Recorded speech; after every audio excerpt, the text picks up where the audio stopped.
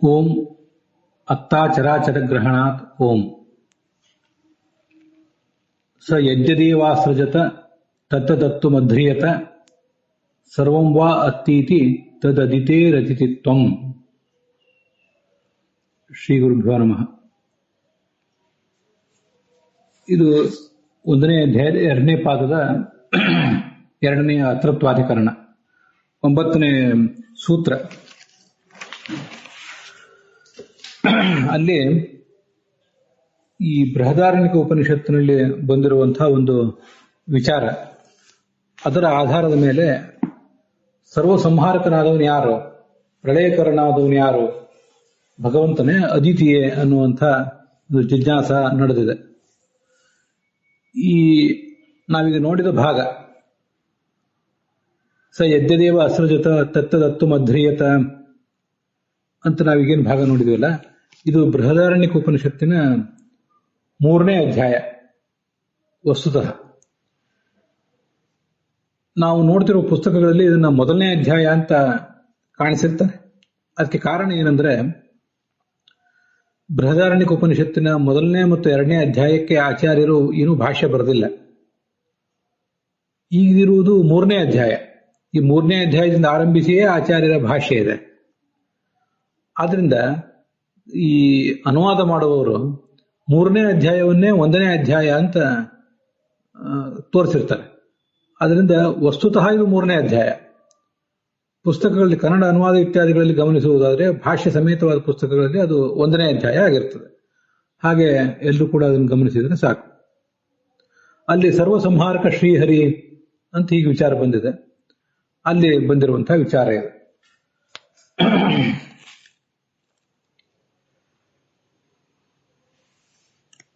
ಈ ಜನ್ಮಾದ್ಯಸೇತ, ನಾವೀಗ ಭಾಷ್ಯದ ವಿಚಾರಗಳನ್ನು ನೋಡೋಣ.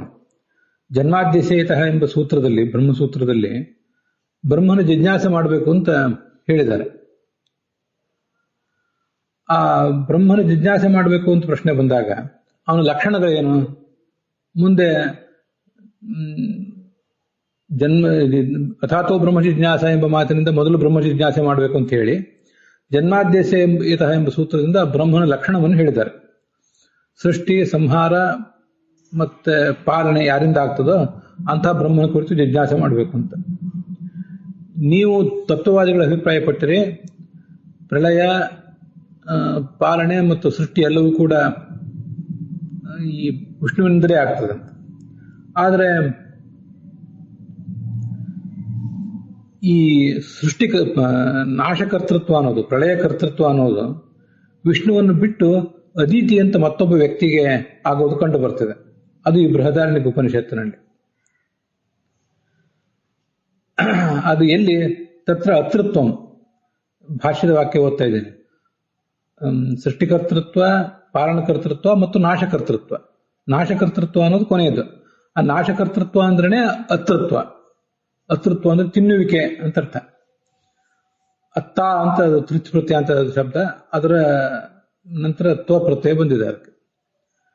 ಈ ಅತೃತ್ವ ಅನ್ನೋದು ಅದಿತೇಹ ಪ್ರತೀಯತೆ, ಅದಿತಿ ಅನ್ನುವ ವ್ಯಕ್ತಿಗೆ ಕಂಡು ಬರ್ತಾ ಇದೆ. ಎಲ್ಲಿ ಅಂದ್ರೆ ಸ ಯಜ್ಞದೇವ ಅಸೃಜತ ತತ್ತು ಮಧ್ರಿಯತ ಅನ್ನುವ ಬೃಹದಾರಣ್ಯಕ ಉಪನಿಷತ್ತಿನ ಮಾತಿನಲ್ಲಿ. ಆದ್ರಿಂದ ವಿಷ್ಣು ನಾಶಕರ ಅಲ್ಲ, ಅದಿತಿಯಿಂದ ಬೇರೆ ಯಾರೋ ವ್ಯಕ್ತಿ ನಾಶಕರ ಅಂತ ನಮಗೆ ತೋರ್ತಾ ಇದೆ. ಅದಕ್ಕೆ ನಾವು ತತ್ವವಾದಿಗಳು ಒಂದು ಪ್ರಶ್ನೆ ಮಾಡಬಹುದು. ಆ ಪ್ರಶ್ನವನ್ನು ಅವರು ಅನುವಾದ ಮಾಡಿಕೊಂಡು ನಿರಾಕರಿಸ್ತಾರೆ. ತಮ್ಮ ಪೂರ್ವ ಪಕ್ಷವನ್ನು ಅವರು ಬಲಪಡಿಸ್ತಾರೆ. ಸ ಯಜ್ಞದೇವ ಅಸೃಜತ ಅಂತಿದೆಯಲ್ಲ, ಏನೇನೇನು ಸೃಷ್ಟಿ ಆಗಿತ್ತೋ ಅದೆಲ್ಲವನ್ನೂ ಇವನು ತಿಂದು ಮುಗಿಸಿದ ಅಂತ ಪುಲ್ಲಿಂಗ ಬಂದಿದೆಯಲ್ಲ, ಆ ಪುಲ್ಲಿಂಗ ಬಂದಿರುವುದರಿಂದ ವಿಷ್ಣುವೇ ಪ್ರಳಯಕರ, ನಾಶಕರ, ಪಾಲನಕರ ಆಗಬೇಕು. ನೀವು ಅದಿತಿ ಅಂತ ಏನು ಹೇಳ್ತಾ ಇದ್ದೀರಿ, ಅದಿತಿ ಎನ್ನುವ ವ್ಯಕ್ತಿ ಅದು ಸ್ತ್ರೀಲಿಂಗ. ಆ ಸ್ತ್ರೀಲಿಂಗಳಾದಂಥ ಅದಿತಿ ಎನ್ನುವ ವ್ಯಕ್ತಿಗೆ ಈ ನಾಶಕರತ್ವ ಅನ್ನೋದು ಕೂಡೋದಿಲ್ಲ, ಪುಲ್ಲಿಂಗ ಇದೆಯಲ್ವಾ ಅಂತ ನಾವು ತತ್ವವಾದಿಗಳು ಪ್ರಶ್ನೆ ಮಾಡಿದ್ರೆ ಅದಕ್ಕೆ ಅವ್ರು ಹೇಳ್ತಾರೆ, ಪುಲ್ಲಿಂಗ ಅನ್ನುವುದು ಆ ವ್ಯಕ್ತಿಯ ಗುಣಧರ್ಮವನ್ನು ಸೂಚನೆ ಮಾಡ್ತದಷ್ಟೇ. ವಸ್ತುತಃ ವ್ಯಕ್ತಿ ಸ್ತ್ರೀಯೇ. ಉದಾಹರಣೆಗೆ ಕೂಟಸ್ಥೋಕ್ಷರ ಉಚ್ಯತೆ ಅಂತ ಭಗವದ್ಗೀತಾದಲ್ಲಿ ಇದೆ. ನೀವೇ ಅದನ್ನು ತತ್ವವಾದಿಗಳು ಪ್ರತಿಪಾದನೆ ಮಾಡಿದ್ದೀರಿ. ಕ್ಷರ ಪುರುಷರು ಅಂದ್ರೆ ಚತುರ್ಮುಖ ಬ್ರಹ್ಮನಿಂದ ಆರಂಭಿಸಿ ಎಲ್ಲ ತೃಣಜೀವರವರೆಗೆ ಪ್ರತಿಯೊಬ್ಬರು ಕ್ಷರಪುರುಷರು. ಲಕ್ಷ್ಮೀದೇವಿ ಅಕ್ಷರ ಪುರುಷರು. ಅವಳನ್ನ ಕೂಟಸ್ಥ ಅಂದ್ರೆ ಆಕಾಶದಿಂದ ನಿರ್ವಿಕಾರವಾದ ಲಕ್ಷ್ಮೀದೇವಿಯನ್ನ ಅಕ್ಷರ ಎಂಬುದಾಗಿ ಹೇಳ್ತಾರೆ ಅಂತ ಭಗವದ್ಗೀತಾದಲ್ಲಿ ನೀವೇ ಹೇಳಿದ್ದೀರಿ.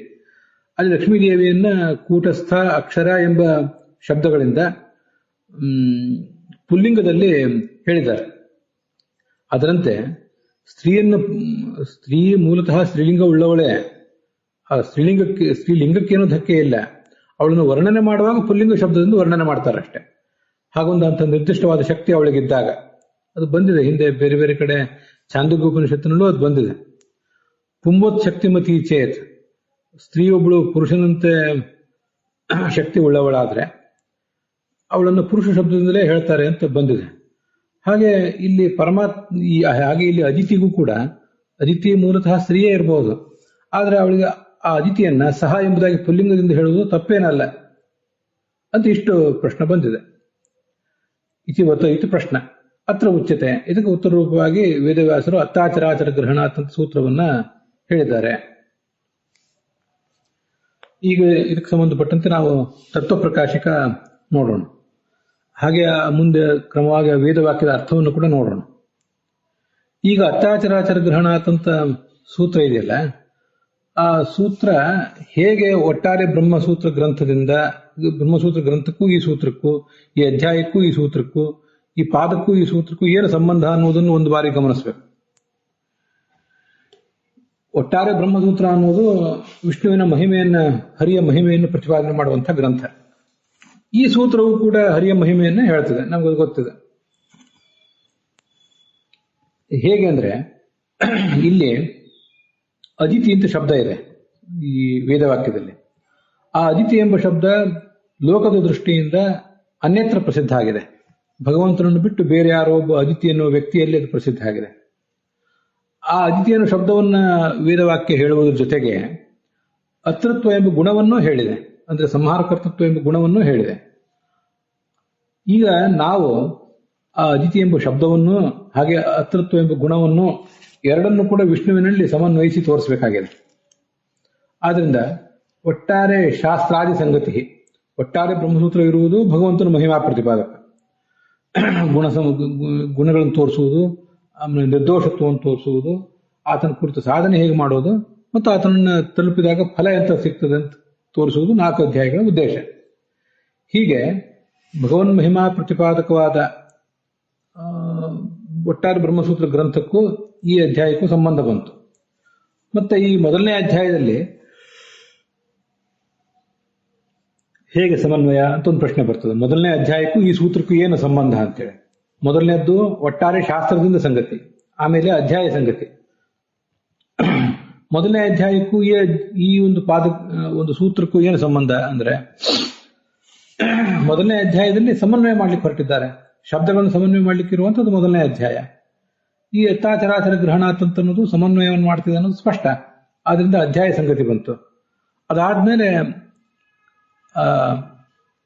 ಪಾದ ಸಂಗತಿ ಬಗ್ಗೆನೂ ಕೂಡ ನಾವೀಗಾಗಲೇ ನೋಡಿದ್ದೇವೆ. ಒಂದೊಂದು ಪಾದದಲ್ಲಿ, ಈ ಮೊದಲನೇ ಅಧ್ಯಾಯದಲ್ಲಿ ಒಂದೊಂದು ಪಾದದಲ್ಲಿ ಏನೇನನ್ನು ಸಮನ್ವಯ ಮಾಡಿಸಿ ತೋರಿಸ್ತಾರೆ ಅಂತ ನಾವು ಈ ಹಿಂದೆ ನೋಡಿದ್ದೇವೆ.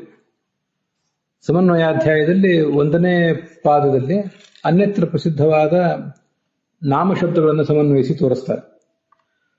ಮತ್ತೆ 2ನೇ ಪಾದದಲ್ಲಿ ಅನ್ಯತ್ರ ಪ್ರಸಿದ್ಧವಾದ ಲಿಂಗ ಶಬ್ದಗಳನ್ನು, ಲಿಂಗ ಅಂದ್ರೆ ಯಾವುದೋ ಒಂದು ಗುಣಧರ್ಮ,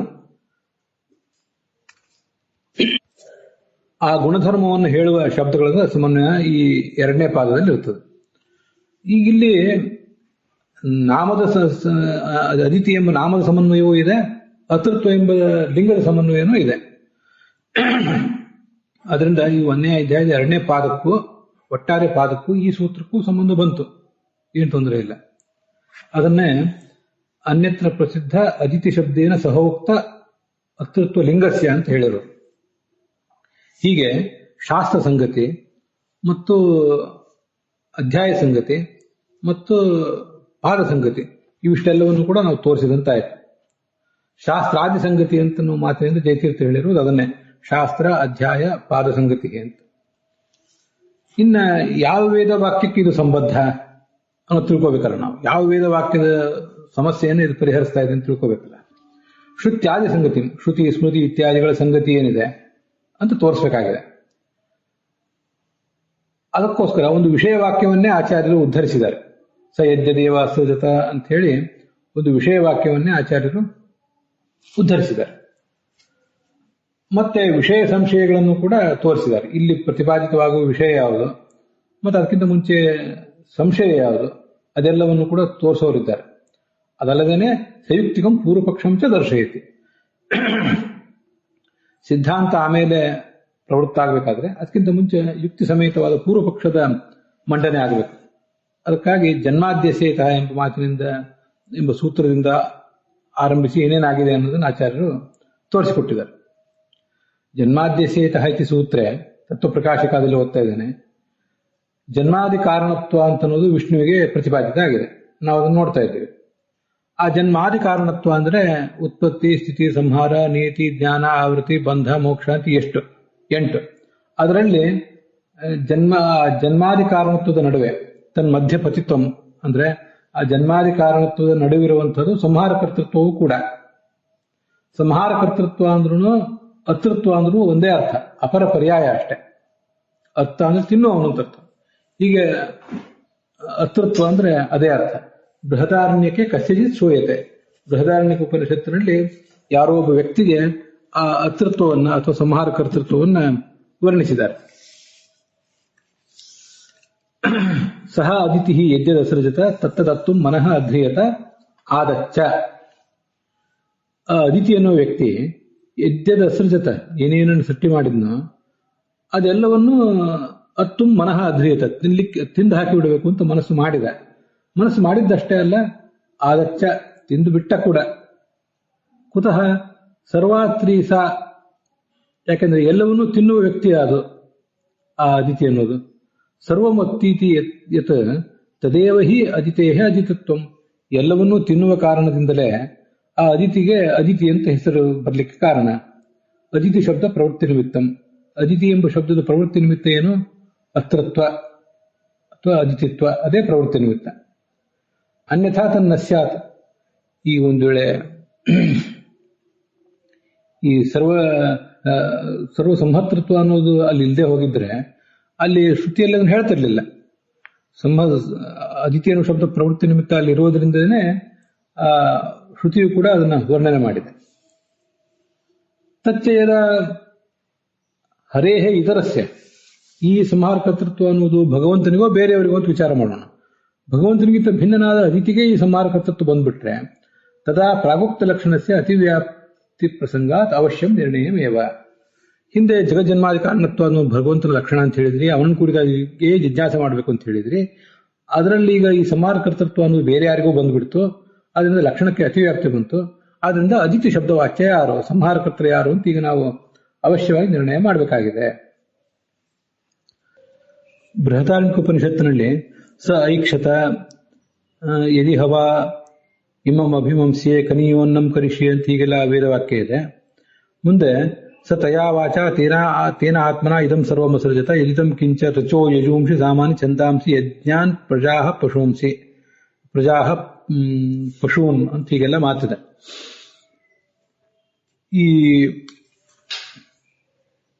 ಅಲ್ಲಿ ಈ ಚತುರ್ಮುಖ ಬ್ರಹ್ಮ ಮತ್ತು ಸರಸ್ವತಿ ಇವರಿಂದ ಆಗಿದ್ದ ಒಂದು ಸೃಷ್ಟಿಯನ್ನು ವರ್ಣನೆ ಮಾಡ್ತಾರೆ. ಸರಸ್ವತಿ ಅಂತ ಅಲ್ಲಿ ಉಪನಿಷತ್ನಲ್ಲಿ ನೇರವಾಗಿ ಬಂದಿಲ್ಲ, ಭಾಷ್ಯಕ್ಕನುಸಾರವಾಗಿ ಕೆಲವು ಬಂದಿದೆ. ಅದಿರಲಿ. ಇದಂ ಸರ್ವಮಸೃಜತ, ಈ ಎಲ್ಲವನ್ನೂ ಸೃಷ್ಟಿ ಮಾಡಿದ. ಏನದು?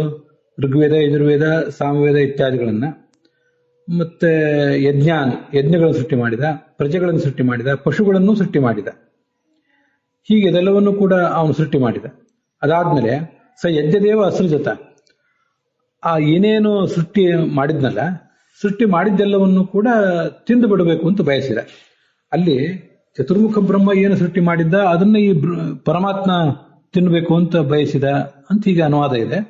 ಸ್ಥೂಲ ದೃಷ್ಟಿಯಿಂದ ನೋಡುವವರಿಗೆ ತಾನೇನೇನನ್ನು ಸೃಷ್ಟಿ ಮಾಡಿದ್ನೋ ಅದನ್ನೆಲ್ಲ ತಾನೇ ತಿಂದು ಬಿಡಬೇಕು ಅಂತ ಬಯಸಿದ ಅಂತ ಅರ್ಥ ಆಗ್ತದೆ.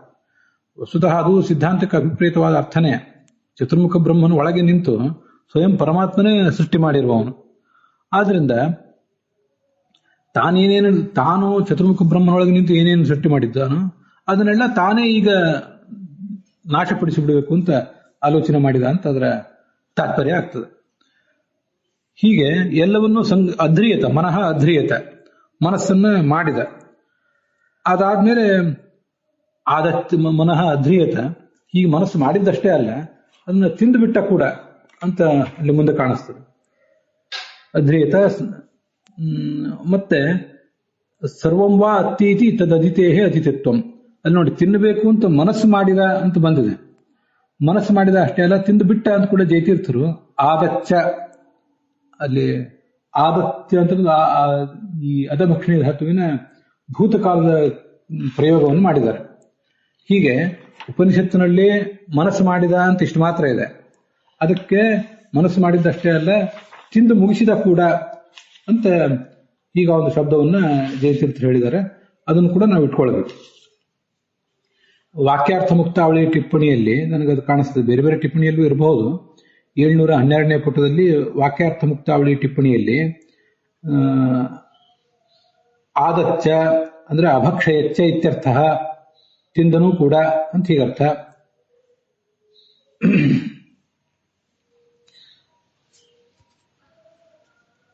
ಉಪನಿಷತ್ನಲ್ಲಿ ಸರ್ವಂ ವಾ ಅತ್ತೀತಿ, ಎಲ್ಲವನ್ನೂ ತಿನ್ನುವುದರಿಂದ ತದ್ ಅಜಿತೇಹೇ ಅಜಿತಿತ್ವಂ.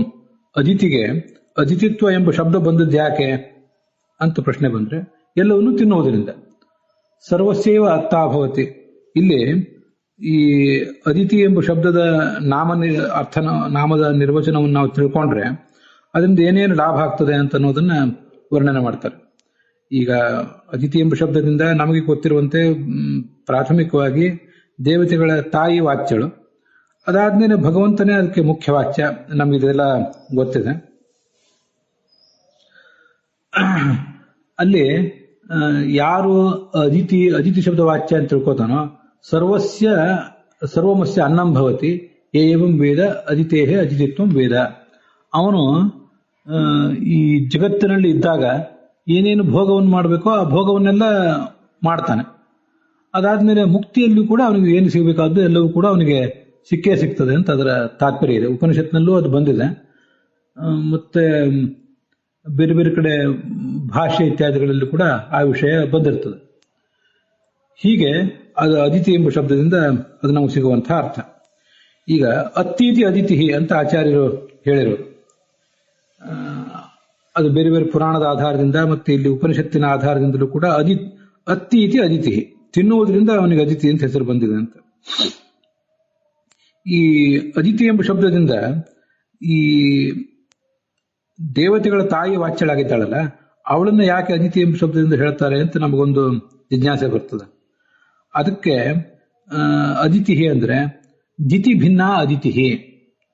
ದಿತಿ ಅಂದ್ರೆ ಅದೇ ಕಶ್ಯಪರ ತಾಯಿಯಾದಂಥ, ಕಶ್ಯಪರ ಹೆಂಡತಿ ಆದಂತಹ ದೈತ್ಯರ ತಾಯಿಯಾದಂತಹ ಮತ್ತೊಬ್ಬ ಪತ್ನಿ ಇದ್ದಾಳೆ, ಅವಳಿಗೆ ದಿತಿ ಅಂತ ಹೆಸರು. ಇವಳು ಅದಿತಿ, ಅವಳಿಗಾದ್ರೂ ದಿತಿ ಅಂತ ಯಾಕೆ ಹೆಸರು ಅಂದ್ರೆ ಅದು ದುಧಾನ್ಯ ಧಾನ್ಯ ಧಾತು, ಕೊಡುವವಳು, ಮಕ್ಕಳಿಗೆ ಎಲ್ಲವನ್ನು ಕೂಡ ಕೊಡುವವಳಾದ್ರಿಂದ ಕಶ್ಯಪರ ಪತ್ನಿ ದೈತ್ಯರ ತಾಯಿಯನ್ನ ದಿತಿ ಅಂತ ಹೇಳ್ತಾರೆ. ಅವಳಿಗಿಂತ ಇವರು ಭಿನ್ನಳಾದವಳು ಅಂತ ಹೀಗೆ ಅದರ ಅರ್ಥ. ಅಲ್ಲಿ ಅದಿತಿ ಅಂತಂದ್ರೆ ಭೋಗ ಮಾಡುವುದು, ಸರ್ವವನ್ನು ಸಂಹಾರ ಮಾಡುವವಳು ಅಂತ ಈ ಥರದ್ದೇನೋ ಅರ್ಥ ಇಲ್ಲ. ಅದಕ್ಕೆ ಅವ್ರು ಹೆಚ್ಚು ಅರ್ಥದ ಬಗ್ಗೆ ಪುರಾಣಗಳಲ್ಲಿ ಅದಿತಿ ಎಂಬ ಶಬ್ದಕ್ಕೆ, ದೇವತೆಗಳ ತಾಯಿ ಅದಿತಿ ಎಂಬ ಶಬ್ದದಿಂದ ವಾಚ್ಯಳು ಯಾಕೆ ಅನ್ನೋದ್ರ ಬಗ್ಗೆ ಹೆಚ್ಚು ವಿವರಣೆ ಏನೂ ಬಂದಿಲ್ಲ. ಅದನ್ನ ಈ ಕೋಶಕಾರರು ಅದಕ್ಕೇನಾದ್ರು ಒಂದು ಅರ್ಥ ಮಾಡಬೇಕು, ಅದಕ್ಕಾಗಿ ಹೀಗೆ ಅರ್ಥ ಮಾಡೋ ಪ್ರಯತ್ನ ಮಾಡಿದ್ದಾರೆ ಅಷ್ಟೆ. ಆದ್ರಿಂದ ಸರ್ವ ಸಂಹಾರ ಕರ್ತೃತ್ವ ಅಂತ ಅನ್ನೋದು ದೇವತೆಗಳ ತಾಯಿಗೇನು ಬರೋದಿಲ್ಲ ಅನ್ನೋದು ನಿಶ್ಚಿತ. ಅವಳು ಯಾವ ಹೋಗ್ಲಿ, ಒಬ್ಬಿಬ್ರು ದೈತ್ಯರನ್ನಾದ್ರೂ ಅವಳು ಸಂಹಾರ ಮಾಡಿದ ಪ್ರಕರಣ ಕೂಡ ಎಲ್ಲಿಯೂ ಪುರಾಣಗಳಲ್ಲಿ ಇತ್ಯಾದಿಗಳಲ್ಲಿ ಕಾಣಿಸೋದಿಲ್ಲ. ಆದ್ರಿಂದ ಅವಳಿಗೆ ಅದಿತಿ ಎಂಬ ಶಬ್ದ ವಾಚ್ಯತ್ವ ಬೇರೆನೆ, ಉಳಿದವರಿಗೆ ಈ ಭಗವಂತನಿಗೆ ಅದಿತಿ ಎಂಬ ಶಬ್ದ ವಾಚ್ಯತ್ವ ಅಂತ ಅನ್ನೋದು ಬೇರೆನೆ ಅಂತ ಹೀಗೆ ತಿಳ್ಕೋಬಹುದು. ಕಶ್ಯಪರ ಪತ್ನಿ ಅದಿತಿ ಅಂತೇನಿದ್ದಾಳೆ, ಅದಿತೇಹೇ ಎಂ ಆದಿತೇಯ, ಅದಿತಿಯ ಮಕ್ಕಳಾದ್ದರಿಂದ ಅವಳಿಗೆ ಆದಿತೇಯರು ಅಂತ ಹೀಗೆ ಹೆಸರು. ಆದಿತೇಯ ದಿವಿಷದಃ ಅಂತ. ಸೂರ್ಯನಿಗೆ ನಿರ್ದಿಷ್ಟವಾಗಿ ಆದಿತ್ಯ ಅಂತ ಒಂದು ಶಬ್ದ ಬೇರೆ ಇದೆ. ಅದಲ್ಲದೇನೆ ಎಲ್ಲಾ ದೇವತೆಗಳನ್ನು ಕೂಡ ಆದಿತೇಯರು, ಆದಿತ್ಯರು ಎಂಬ ಶಬ್ದದಿಂದ ಕರೀತಾರೆ, ಆದಿತ್ಯ ಮಕ್ಕಳಾದ್ದರಿಂದ. ಈ ಸೂರ್ಯ ಮತ್ತು ಉತ್ತರ ಎಲ್ಲಾ ದೇವತೆಗಳು ಎಲ್ಲರೂ ಕೂಡ ಆದಿತ್ಯ ಮಕ್ಕಳೇ ಆದ್ರಿಂದ ಅವರನ್ನು ಆದಿತೇಯರು ಅಥವಾ ಆದಿತ್ಯರು ಅಂತ ಕರೀತಾರೆ. ಹಾಗಾಗಿ ಸೂರ್ಯನು ಕೂಡ ಆದಿತ್ಯನೇ. ಅದು ಪ್ರಸಂಗವನ್ನು ನೋಡಿ ಆದಿತ್ಯ ಎಂಬ ಶಬ್ದದಿಂದ ಸೂರ್ಯನನ್ನು ಇಟ್ಕೊಳ್ಬೇಕು ಅಥವಾ ಎಲ್ಲ ದೇವತೆಗಳನ್ನು ಇಟ್ಕೊಳ್ಬೇಕು ಅಂತನ್ನುವುದು ಆಯಾ ಪ್ರಸಂಗವನ್ನು ನೋಡಿ ಸಿದ್ಧ ಆಗ್ತದೆ. ಹೊರತು ಅದಕ್ಕೆ ಪ್ರತ್ಯೇಕವಾಗಿ ಏನೋ ಒಂದು ವ್ಯಾವರ್ತಕ ಧರ್ಮ ಏನಿಲ್ಲ. ಆಯಾ ಪ್ರಸಂಗವನ್ನು ನೋಡಿ ಅಲ್ಲಿ ಆದಿತ್ಯ ಶಬ್ದದಿಂದ ಯಾರು ವಾಚ್ಯ ಅಂತ ತೀರ್ಮಾನ ಮಾಡಬೇಕು. ಸರ್ವಮೂಲದಲ್ಲಿ ಒಂದ್ ಕಡೆ ಉಪನಿಷತ್ ಪ್ರಸ್ಥಾನದಲ್ಲಿ, ಅದು ಯಾವ ಉಪನಿಷತ್ತು ನೆನಪಿಲ್ಲ, ಆದಿತ್ಯಾಹ ವಸವೋ ರುದ್ರ ವಿಶ್ವೇ ಋಭವ ಇತ್ಯಪಿ ಸರ್ವದೇವ ಸಮಾಖ್ಯಾಚ ದ್ವಾದಶಾಷ್ಟಾದಿಕೇಶ್ವಪಿ ಅಂತ ಒಂದು ಶಬ್ದ ನಿರ್ಣಯ ಆಚಾರ್ಯ ಉದ್ಧಾರ ಮಾಡ್ತಾರೆ. ಈಗ ಆದಿತ್ಯ ಎಂಬ ಶಬ್ದ, ವಸು ಎಂಬ ಶಬ್ದ, ರುದ್ರ ಎಂಬ ಶಬ್ದ, ವಿಶ್ವೇ ಎಂಬ ಶಬ್ದ ಮತ್ತೆ ಋಭು ಎಂಬ ಶಬ್ದ, ಒಟ್ಟು ಹೀಗೆ 5 ಶಬ್ದಗಳು. ಈ 5 ಶಬ್ದಗಳು ಕೂಡ ಸಮಸ್ತ ದೇವತೆಗಳಿಗೂ ಸಲ್ಲುತ್ತವೆ. ಇದನ್ನು ಗಮನಿಸಬೇಕು. ಚತುರ್ಮುಖಾದಿ ಸಮಸ್ತ ದೇವತೆಗಳಿಗೂ ಈ ನಾಮಗಳು ಸಲ್ಲುತ್ತವೆ. ಭಗವಂತಂತೂ ಸರ್ವಶಬ್ದ ವಾಚ್ಯ, ಭಗವಂತನೂ ಸರ್ವಶಬ್ದ ವಾಚ್ಯ, ಲಕ್ಷ್ಮೀದೇವಿಯು ಸರ್ವಶಬ್ದ ವಾಚ್ಯಗಳು, ಅದು ವಿಷಯ ಬೇರೆ. ಒಟ್ಟಾರೆ ಸಮಸ್ತ ದೇವತೆಗಳಿಗೂ ನಾವಿಲ್ಲಿ ಹೇಳಿದ್ದು ಸಮಸ್ತ ಬ್ರಹ್ಮನಿಂದ ಹಿಡ್ಕೊಂಡು ಎಲ್ಲಾ ದೇವತೆಗಳಿಗೂ ಆದಿತ್ಯ, ವಸು, ರುದ್ರ, ವಿಶ್ವೇ ದೇವತೆಗಳು ಮತ್ತೆ ರುಹು ಎಂಬ ಶಬ್ದ ಸಲ್ಲುತ್ತದೆ. ಇದು ಹೀಗೆ ಸರ್ವದೇವ ಸಮಾಖ್ಯಾಚ ಮತ್ತು ದ್ವಾದಶ ಅಷ್ಟಾದಿಕೇಶ್ವಪಿ, ದ್ವಾದಶ ಆದಿತ್ಯರು ಅಂತ ಒಂದು ಪ್ರತ್ಯೇಕ ಗುಂಪು ಏನಿದೆ ಅವರಿಗೂ ಆದಿತ್ಯ ಎಂಬ ಶಬ್ದ ಇದೆ. ಅದಲ್ಲದೇನೆ ಈ ಅಷ್ಟ ವಸುಗಳು ಅಂತ ಏನಿದ್ದಾರೆ ಅವರಿಗೂ ಈ ನಾಮ ಸಲ್ಲುತ್ತದೆ. ಮತ್ತೆ ಏಕಾದಶ ರುದ್ರರು ಅಂತ ಏನಿದ್ದಾರಲ್ಲ ಅವರಿಗೂ ಈ ಕೆಲವು ಹೆಸರುಗಳಿವೆ. ರುದ್ರ ಅನ್ನೋ ಹೆಸರು ಏಕಾದಶ ರುದ್ರಿಗೂ ಇದೆ, ಸರ್ವ ದೇವತೆಗಳಿಗೂ ಇದೆ. ಆದಿತ್ಯ ಎಂಬ ಹೆಸರು 12 ಜನ ದೇವತೆಗಳಿಗೂ ಇದೆ, ಮತ್ತೆ ಸಮಸ್ತ ದೇವತೆಗಳಿಗೂ ಇದೆ. ವಸು ಎಂಬ ಹೆಸರು ಅಷ್ಟ ವಸುಗಳಿಗೂ ಇದೆ, ಮತ್ತೆ ಈ ಸಮಸ್ತ ದೇವತೆಗಳಿಗೂ ಕೂಡ ಇದು ಕಂಡು ಬರ್ತದೆ. ಇದು ವಸ್ತುಸ್ಥಿತಿ. ಇದಲ್ಲದೇನೆ ಬೃಹದಾರಣ್ಯಕ ಉಪನಿಷತ್ನಲ್ಲಿ ಈ 3ನೇ ಅಧ್ಯಾಯ ಅಥವಾ ವಸ್ತುತಃ 5ನೇ ಅಧ್ಯಾಯ ಅಲ್ಲಿ ಈ 33 ಜನ ದೇವತೆಗಳು ಅಂತ ವರ್ಣನೆ ಮಾಡುವ ಒಂದು ಪ್ರಸಂಗ ಬೇರೆ ಇದೆ. ಅಲ್ಲಿ ಅಷ್ಟವಸುಗಳು, ಏಕಾದಶ ರುದ್ರರು, ದ್ವಾದಶ ಆದಿತ್ಯರು ಅಂದ್ರೆ ಬೇರೆ ದೇವತೆಗಳನ್ನೇ ಹೇಳಿದ್ದಾರೆ. ಅದೊಂದು ಅಪರೂಪದ ವರ್ಣನೆ ಅಷ್ಟೇ. ಹಿಂದೆ ನಾವು ನೋಡಿದ್ದಕ್ಕೂ ಒಂದು ಅಪವಾದ ಅಷ್ಟೇ. ಅದು ಆ ವಿಭಾಗವೂ ಸರಿಯೇ, ಈ ವಿಭಾಗವೂ ಸರಿಯೇ. ನಾವು ಸಾಮಾನ್ಯವಾಗಿ ಅಷ್ಟವಸುಗಳು, ಏಕಾದಶ ರುದ್ರರು, ದ್ವಾದಶ ಆದಿತ್ಯರು ಅಂತ ಏನು ಹೇಳ್ತೀವಿ, ಇದಲ್ಲದೇನೆ ಒಂದು ಬೇರೆ ಗುಂಪನ್ನೇ ಅಲ್ಲಿ ವರ್ಣನೆ ಮಾಡಿದ್ದಾರೆ. ಉದಾಹರಣೆಗೆ ವಸುಗಳು ಎಷ್ಟು ಜನ ಅಂತ ಪ್ರಶ್ನೆ ಬಂದ್ರೆ ನಾವು ಈ ದ್ಯೂನಾಮಕ ವಸು ಮೊದಲಾದ ವಸುಗಳನ್ನು ಸೇರಿಸಿ ಅಷ್ಟವಸುಗಳು ಅಂತ ಹೇಳ್ತಿರ್ತೇವೆ. ಆದ್ರೆ ಅಲ್ಲಿ ಒಂದ್ ಕಡೆ ಏನ್ ಬಂದಿದೆ ಅಂದ್ರೆ ಬೃಹದಾರಣ್ಯಕದಲ್ಲಿ ಗರುಡನ ಪತ್ನಿ ಸುಪರ್ಣಿ, ಮುಖ್ಯವಾಯು, ಅವನ ಪತ್ನಿ ಶ್ರದ್ಧಾ ಅಂದ್ರೆ ಭಾರತಿ, ಶಿವ, ಪಾರ್ವತಿ, ಕಾಮ, ಇಂದ್ರ ಇವರೆಲ್ಲ ಅಷ್ಟವಸುಗಳು ಅಂತ ಬಂದಿದೆ. ಹೀಗೆ ಇದೊಂದು ಅಪರೂಪದ ಪ್ರಸಂಗ ಅಷ್ಟೇ. ಅದು ಅವರನ್ನು ವಸುಗಳು ಅಂತ ಹೇಳಲಿಕ್ಕೆ ಒಂದು ಬೇರೆ ಏನು ಕಾರಣ ಇದೆ. ನಾವು ಸಾಮಾನ್ಯವಾಗಿ ವಸು, ರುದ್ರ, ಆದಿತ್ಯ ಅಂತ ಹೇಳುವುದು ಭೀಷ್ಮ ಮೊದಲಾದ ಅಷ್ಟವಸುಗಳನ್ನೇ. ಆಮೇಲೆ ರುದ್ರರು ಯಾರು ಅಂತ ಪ್ರಶ್ನೆ ಬಂದ್ರೆ ಅಲ್ಲಿ ವಾಯುವಿನ ಪುತ್ರರಾದ ಪ್ರಾಣ ಮೊದಲಾದ ಪ್ರಾಣ, ಅಪಾನ, ವ್ಯಾನ, ಉದಾನ, ಸಮಾನ, ನಾಗಕೂರ್ಮ, ಕೃಕಲ, ದೇವದತ್ತ, ಧನಂಜಯ, ಬೃಹಸ್ಪತಿ ಇವರೇ 11 ಜನ ರುದ್ರರು ಅಂತ ಬಂದಿದೆ. ಆಮೇಲೆ ಆದಿತ್ಯರು ಎಷ್ಟು ಜನ ಅಂತ ಪ್ರಶ್ನೆ ಬಂದ್ರೆ ಒಂದು ವರ್ಷಕ್ಕೆ 12 ತಿಂಗಳು ಇರ್ತವೆ. 12 ತಿಂಗಳುಗಳಿಗೆ 12 ಜನ ಆದಿತ್ಯರು ಇರ್ತಾರೆ. ಅಲ್ಲಿ ಯಾರನ್ನು ತಗೊಳ್ಬೇಕು ಅಂತ ಪ್ರಶ್ನೆ ಬಂದ್ರೆ ಇಂದ್ರ ಮತ್ತು ವಿಷ್ಣು ಇವರಿಬ್ಬರನ್ನು ಹೊರತುಪಡಿಸಿದ್ರೆ ಉಳಿದ ಮಾಸಾಭಿಮಾನಿಗಳಾದಂಥ ಧಾತ, ಅದೇಮ, ಪೂಷ ಮೊದಲಾದ ದೇವತೆಗಳು ಅವರೆಲ್ಲರನ್ನು ಕೂಡ ದ್ವಾದಶಾದಿತ್ಯರು ಅಂತ ಹೇಳಬೇಕು ಅಂತ ಬಂದಿದೆ. ಇಲ್ಲಿ ಆದಿತ್ಯ ಎಂಬುದೊಂದಕ್ಕೆ ಮಾತ್ರ ನಾವು ಪ್ರಸಿದ್ಧವಾದ ಆದಿತ್ಯರು ಅಂತ ಏನು ಹೇಳ್ತೀವಲ್ಲ, ಆ ಪ್ರಸಿದ್ಧ ಆದಿತ್ಯರಿಗೂ ಇಲ್ಲಿ ಬೃಹದಾರಣ್ಯಕ ಉಪನಿಷತ್ನಲ್ಲಿ ವರ್ಣಿತರಾದ ಆದಿತ್ಯರಿಗೂ ಒಂದಿಷ್ಟು ಹೋಲಿಕೆ ಬರ್ತದೆ. ಅಷ್ಟು ಬಿಟ್ರೆ ರುದ್ರ ಮತ್ತು ಪ್ರಸಿದ್ಧ ರುದ್ರರು ಬೇರೆ, ಇಲ್ಲಿ ಬೃಹದಾರಣ್ಯಕ ಉಪನಿಷತ್ನಲ್ಲಿ ಪ್ರತಿಪಾದಿತರಾದ ರುದ್ರರು ಬೇರೆ. ಹಾಗೆ ಪ್ರಸಿದ್ಧ ವಸುಗಳು ಬೇರೆ, ಬೃಹದಾರಣ್ಯಕ ಉಪನಿಷತ್ತಿನಲ್ಲಿ ಪ್ರಸಿದ್ಧರಾದ ವಸುಗಳು ಬೇರೆ. ವಸು ಅನ್ನೋದೊಂದು ಶಬ್ದ ಮಾತ್ರ. ಅದು ಶಬ್ದ ಅನ್ನೋದು ಆಯಾ ಗುಂಪನ್ನ ಬೇರೆ ಬೇರೆ ಕಾರಣದಿಂದ, ಬೇರೆ ಬೇರೆ ಉದ್ದೇಶದಿಂದ ಹೇಳ್ತದೆ ಅಂತ ನಾವು ತಿಳ್ಕೊಳ್ಬೇಕು. ಪ್ರಸಿದ್ಧವಾದ ಅಷ್ಟವಸುಗಳು, ಏಕಾದಶ ರುದ್ರರು, ದ್ವಾದಶಾದಿತ್ಯರಿಗೂ, ಮತ್ತೆ ಇಲ್ಲಿ ಬೃಹದಾರಣ್ಯಕ ಉಪನಿಷತ್ತಿನ ಈ 5ನೇ ಅಧ್ಯಾಯದಲ್ಲಿ ಬರುವಂತ ಇವರಿಗೂ ಅದೇ ಗುಂಪೇ ಬೇರೆ ಬೇರೆ. ಅದು ಆ ಗುಂಪಿಗೂ ಈ ಗುಂಪಿಗೂ ಸಂಬಂಧ ಏನಿಲ್ಲ. ವಸುವನು ಶಬ್ದ ಮಾತ್ರ ಸಂಬಂಧ, ರುದ್ರನು ಶಬ್ದ ಮಾತ್ರ ಸಮಾನ, ಆದಿತ್ಯನ ಶಬ್ದ ಮಾತ್ರ ಸಮಾನ. ಆದಿತ್ಯ ಎಂಬ ದೇವತೆಗಳು ಮಾತ್ರ ಆ ಗುಂಪಿನಲ್ಲೂ ಈ ಗುಂಪಿನಲ್ಲೂ ಇದ್ದಾರೆ. ಅಲ್ಲಿಗೆ ಈ ಭಾಗ ಸಮಾಪ್ತ ಆಗಿದೆ.